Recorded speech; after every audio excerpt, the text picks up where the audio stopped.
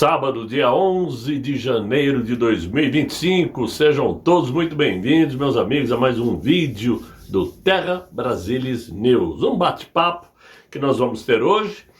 Obviamente estamos aí todos na grande expectativa sobre se o nosso ainda presidente Jair Bolsonaro irá ou não para Washington.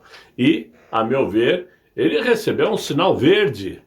E eu vou tentar explicar para vocês o porquê. Claro, vocês já estão sabendo que anteontem o advogado de Jair Bolsonaro entrou com um pedido lá no Supremo para o ministro Alexandre de Moraes pedindo a recuperação do seu passaporte para que ele possa participar da posse de Donald Trump no próximo dia 20.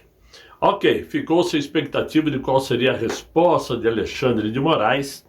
E todo mundo, de uma certa maneira, apostando e acreditando que a resposta seria negativa, porque conhecemos muito bem qual é o perfil daquele ministro contra Jair Messias Bolsonaro, mas eis que, de repente, hoje pela manhã, ele solicitou ao advogado de Jair Bolsonaro que ele apresente um documento oficial, um convite oficial de Donald Trump a Jair Bolsonaro.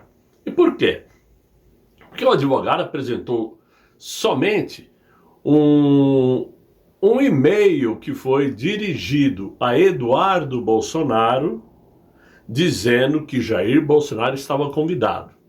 E aí, nesse sentido, eu tenho que dar a mão à palmatória, porque mesmo que injustamente sendo perseguido e injustamente tendo seu passaporte retido, verdade é que o passaporte de Jair Bolsonaro está retido pela Polícia Federal. E, obviamente, para se liberar é necessário um documento. Um e-mail direcionado a Eduardo Bolsonaro não é documento. Então, o que o ministro Alexandre fez? Me apresente o convite oficial de Donald Trump a Jair Bolsonaro. E é isto. E, a meu ver, eu penso que o próprio advogado de Jair Bolsonaro deveria ter pensado nisso primeiro, porque estava na cara que para que Alexandre de Moraes liberasse ou venha a liberar esse passaporte, tem que estar tudo perfeitamente documentado para justificar sua ação. Como eu disse, um e-mail para Eduardo Bolsonaro não é documento comprobatório de que Donald Trump convidou realmente Jair Messias Bolsonaro.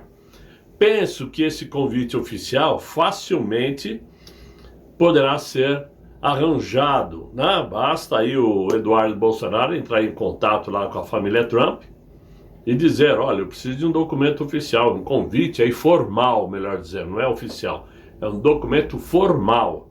E eu penso que esse documento poderá ser emitido. E aí, a liberação possível desse passaporte serviria para duas coisas. Primeiro, para mostrar que a importância desse convite é forte o suficiente para fazer Alexandre de Moraes pensar duas vezes na possibilidade de negar o direito a Jair Bolsonaro. Por quê? Ele estaria, obviamente, comprando aí, entre aspas, uma briga com um próximo presidente americano, presidente da nação mais poderosa do mundo, que poderia atuar firmemente contra Alexandre de Moraes nos Estados Unidos. Então seria muito mais plausível, estando tudo devidamente documentado, liberar Jair Bolsonaro para viajar aos Estados Unidos. Não penso que nesse caso ele iria preferir negar, a menos que sua loucura seja maior do que imaginamos, né? Agora, de qualquer maneira, a situação que foi colocada é ruim de qualquer forma, liberando ou não liberando Jair Bolsonaro para viajar. Não liberando, pelo que eu já expliquei, porque isso estaria arrumando um desentendimento, digamos assim, com Donald Trump.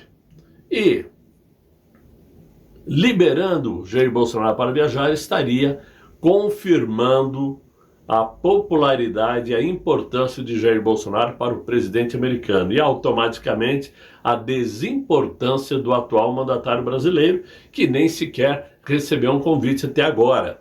né? E se receber, vai ser aquele convite protocolar, ou seja, a embaixada americana informando a embaixada brasileira da posse de Donald Trump para que o presidente brasileiro compareça. Isso é um convite protocolar, não é um convite pessoal. Até porque o Jair Bolsonaro já não é mais presidente, ele é uma pessoa física. Então essa é a situação que as coisas estão.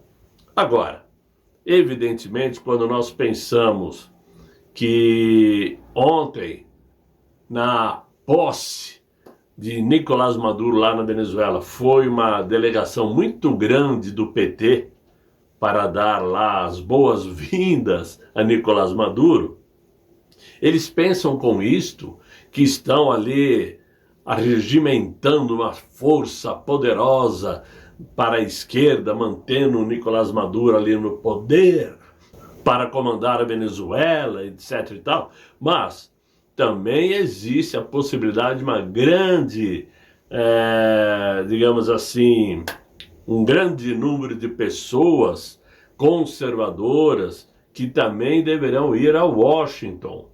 Existe uma lista já até que razoavelmente grande de pessoas que devem acompanhar Eduardo e Michele, ao menos, e Jair Bolsonaro, se for possível. Tudo isso por quê? Porque é um jogo político a partir de agora. Estão marcando terreno. A turma da esquerda, nós estamos com o Nicolás Maduro. O nosso presidente está disfarçando, mas também está. Os conservadores, nós estamos com Donald Trump.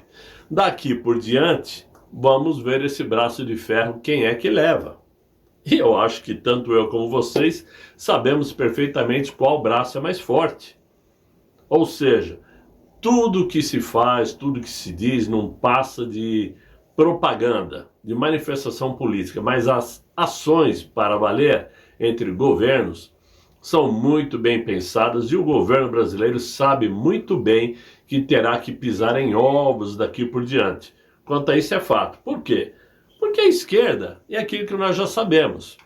É a esquerda, tanto a brasileira como a esquerda mundial, é aquela esquerda que segue a tal agenda woke, né?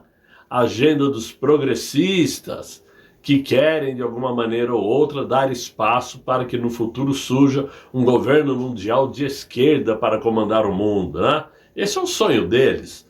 Um sonho que está indo por água abaixo. A coisa não está tão simples como se podia imaginar, não. Temos que pensar assim. No Brasil e no mundo, de uma certa maneira, de repente, o certo virou errado. E o errado virou certo. E aquele grupo que um dia levantou bandeira pela liberdade, né, se tornou um grupo de ditadores de pensamentos e ações, e com uma severidade assustadora. Justamente por esse motivo, a tal agenda woke, criada aí pelos progressistas globalistas, está em plena decadência e descredibilizada pelos excessos cometidos. Uma frase aí conhecida de Homer Simpson, que diz o seguinte: a culpa é minha e a ponho em quem eu quiser, retrata muito bem o pensamento daqueles que não reconhecem seus próprios erros e culpam os outros por seus fracassos. É assim a esquerda. A esquerda brasileira faz isso o tempo todo. Tudo é culpa da oposição, tudo é culpa do governo anterior, tudo é culpa de Bolsonaro. Eles nunca assumem seus erros. E a extrema esquerda é medalhista nessas categorias em qualquer tempo e lugar. Seja aqui no Brasil, seja em Cuba, Rússia, China, Venezuela ou em qualquer outro lugar. Eles são medalhistas em colocarem culpa nos outros. E por isso criam o verdadeiro inferno na Terra. Pode até demorar um pouco, mas mesmo aqueles que defendem e carregam a bandeira do progressismo começam a perceber os exageros e o não cumprimento de promessas de seus líderes. Não existe certeza maior do fracasso desta agenda agenda woke, que as atitudes, como a do último domingo, dia 5, por exemplo, onde ocorreu na Avenida Paulista um episódio de intolerância religiosa. Um pregador evangélico, com roupa social e segurando uma Bíblia, estava na Paulista fazendo sua pregação, quando foi atacado por um grupo de extremistas da esquerda, vou chamar assim porque é como a esquerda chama a direita, né? Que lhe dirigiram palavras de baixo calão, o agrediram e derrubaram sua Bíblia ao chão. Essa é uma atitude da extrema esquerda, né? Vamos lembrar também aí que no final do ano passado teve aquele incidente ridículo que a então desconhecida Jennifer Castro se recusou a ceder o seu lugar no avião, junto à janela, para uma criança, a pedido da mãe. Todo mundo viu o que aconteceu. Ela falou não, evidentemente, e foi acusada pela mãe da criança de falta de empatia. É o jogo mimizento, né? E em meio a burburinhos, alguém achou por bem filmar a abominável cena, a atitude da jovem que se manteve sentada, serena, diante a birra do menino. Ora, aquela mulher quis se colocar como a guardiã da moralidade, né? E o que ela conseguiu foi dar uma popularidade massiva à passageira que estava quieta, sentada na janela. Mas é um exemplo de radicalismo da esquerda, da agenda woke, que faz tudo o que é errado querer ser certo. Isso é repugnante. Essas atitudes começam então a agredir a inteligência, por menor que seja, da esquerda, de pessoas que defendem com unhas e dentes essas pautas.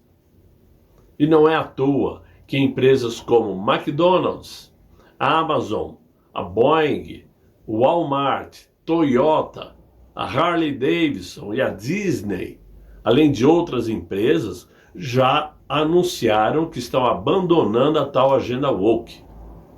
Não vão mais seguir essa cartilha da esquerda. Por quê? Porque, obviamente, quem é conservador, o que faz? Começa a boicotar as empresas.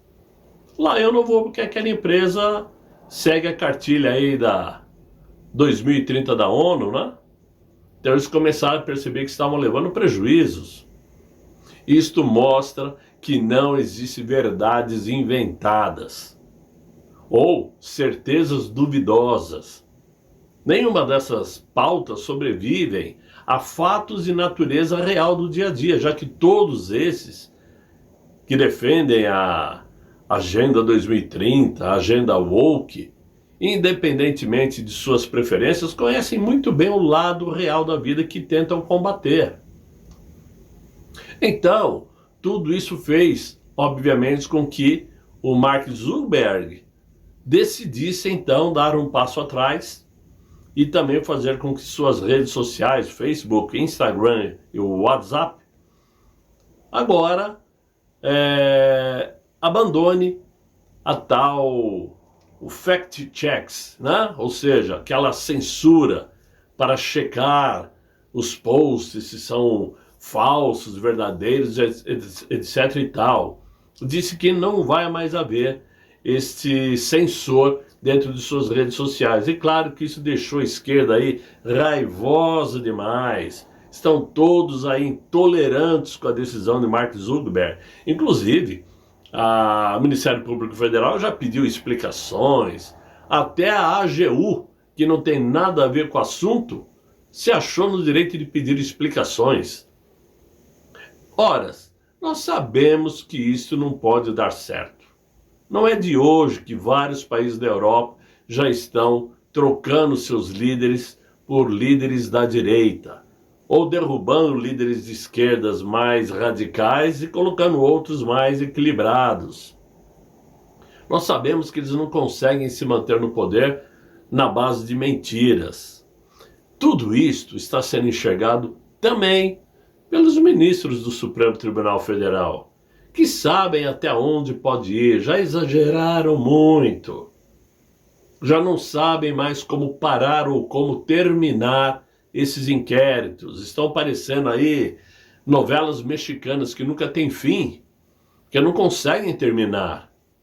E claro, como consequência, diante de uma situação como essa, onde o presidente eleito dos Estados Unidos convoca Jair Messias Bolsonaro, a tendência então, com essa decisão de Alexandre de Moraes de pedir um convite oficial de Donald Trump, ou um convite formal, serve para dizer o seguinte: se vocês me apresentarem, eu libero o Jair Bolsonaro para ir participar da posse.